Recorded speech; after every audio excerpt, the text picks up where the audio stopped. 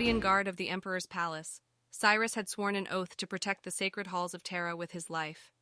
For centuries, he had stood watch over the ancient artifacts and relics of the Emperor, never wavering in his duty.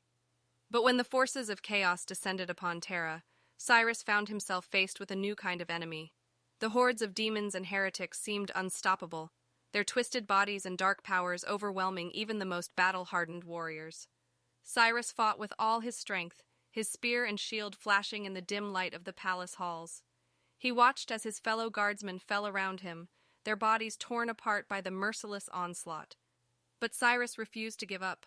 He remembered the teachings of his mentor, the ancient custodian who had trained him long ago. He focused his mind, his willpower strengthening his body and his resolve. With a roar, Cyrus charged into the fray. His spear pierced the heart of a demon, banishing it back to the warp.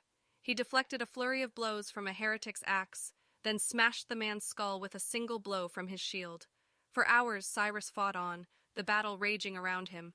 But slowly, surely, the forces of chaos began to retreat.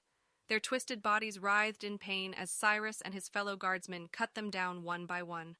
When the last of the enemy had fled, Cyrus stood alone in the darkness. His armor was battered, his spear and shield stained with blood, but his spirit burned bright, his faith in the Emperor unbroken. As the sun rose over the shattered city of Terra, Cyrus knelt before the statue of the Emperor and gave thanks for his survival.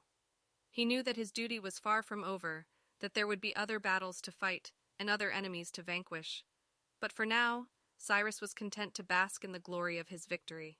He had proven himself a true custodian of the Emperor's palace, and he knew that his legacy would live on for centuries to come.